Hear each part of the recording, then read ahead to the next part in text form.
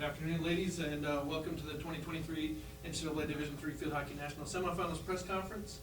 We're joined by participants from 14th ranked Kean University, who advanced to the Final Four for the first time in program history and conclude the season with an overall record of 14 wins and 6 losses.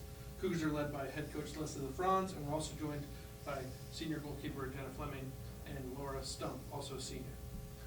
Coach, would you mind just opening up with your initial thoughts about today's game? Well, we knew they were a formidable opponent. We came in with a game plan, and the girls played hard. I just think they had a little bit more depth than we did, and you know what? They were the better team today, so I'm proud of my girls. I thought we fought hard. You know, it was an amazing opportunity to get here. I thought CNU did everything right, and what an experience that they'll always take with them.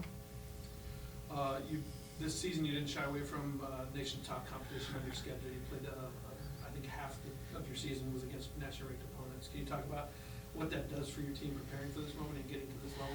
Yeah, I think you want to play the best to be the best, and I think we didn't get an NCAA bid last year, and they said it was our strength of schedule. So we started early. I knew I had 4 grad students back, and I had 1 senior. So we opened with Ithaca, which is a regionally ranked team. We played William Smith. We played F&M, and so we got a lot of those really strong opponents over early in the season, and then coming into our conference, we're in the NJAC, and we've got Rowan and TC&J, and so we knew that was already going to be full strength of schedule, so it really helped us. Seeing back-to-back hard teams made us better. To the players, you come out right off the opening whistle and get the penalty corner, kind of showed that you belonged in this moment right out of the gate. Can you talk about what that meant for maybe the momentum and the feel of the Final Four game? Especially for the momentum, going out early and getting a corner could be detrimental. So if you go out early, you get a corner, you score, it can change the whole tide of the game. So I guess our main focus was trying to keep that momentum throughout the game as we played. And Jenna, you obviously you faced a number of shots today and did another tremendous job in goal. We've seen you at CNU now for 3 straight games, put together an unbelievable run. Obviously not the result you wanted, but can you talk about your comfort level facing the type of offenses you've had and the success you've had in the last couple of games? Yeah, of course. I think we faced a number of phenomenal offenses. They definitely never shied away. They never made it easy. You take it game by game, and I think every game has something else to bring. And you never know which way the calls are going to go, and if not, how your team's feeling that day. But you definitely just got to keep up, keep the pace going. It's definitely bittersweet, but I think there's a lot to be proud of, like we talked about. I definitely couldn't do it alone, so everybody's standing to my left, right, in front, and back of me, in the case when there's a stroke. It's definitely a comfort thing. You feel secure, you trust your teammates, and they know you have your back and you have theirs, so I think it becomes something super special that you know you have a group of girls that would go out there and put their bodies on the line in some cases. And it makes it so special that we get to end it that way, but definitely felt comfortable here at CNU. Got to see the field, got to feel it, so became a comfort thing overall, but definitely just got to go out and play it like it's going to be your last and give it everything you got. Coach, you talk about the defensive effort and maybe the way that first goal was scored coming off the end line, the real tough angle, and what that maybe meant for the momentum moving forward. Yeah, we talked about that we knew they were a strong team and that they've been, winning a lot of games. They've only had 1 loss all season, and, we felt if we could hold them till at least halftime that they would start to push, and then when you start to push, you start to make mistakes. So, unfortunately, we thought it hit a foot. We stopped playing instead of playing to the whistle, something that we've talked about, but in big moments, people forget, and that cost us a goal. We tried to get the instant replay, but we, I guess, don't know the protocol, and we weren't able to get the instant replay. And so it definitely took the wind out of us.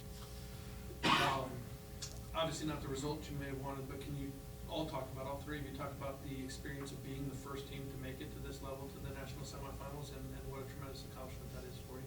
I think it's a huge experience to go through, and I wish that everyone gets that chance at some point in time in their careers, and if they don't, definitely don't take it for granted or don't think you can't get here. If you just believe in yourself and believe in the team that you have, it's completely takeable. And Coach always kind of talks about it, like if you get in here, you absolutely have every opportunity to make the most of your experience, and it doesn't matter what time your games end or who you're playing or where you're playing them at, just you got to make the most of every experience. So it's definitely something cool to bring back to the university that we were able to do this and represent and stuff like that. But wouldn't want to put any name on the front of my chest in Kean, so definitely a special moment for me. It's an amazing experience in general. Like, there was a time when we thought we weren't playing anymore, and to get this opportunity, and we worked so hard every game to get to the Final Four where we are, and for it to be the first time, and it's for me, even our last time, like, playing is amazing. To even end on that note is, I'll remember it forever.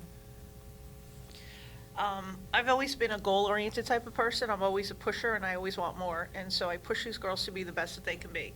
And that means taking a program that was maybe 50, 60 ranked in the country and pushing us up to being in the top 20. And I'm all about competition. I don't care if it's the Cougar Cup and they laugh at me, or, most points in a community service, I want to win.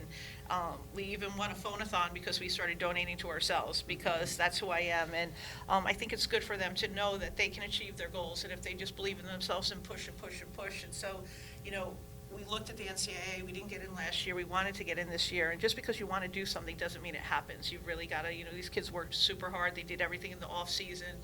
I've traveled internationally with a lot of them, and, their parents made sacrifices. So for them to get that opportunity is just amazing.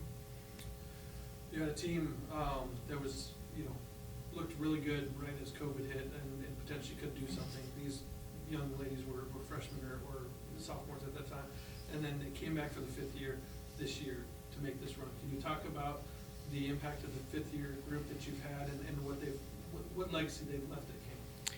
Oh, absolutely. I think you mature, the experience that you have.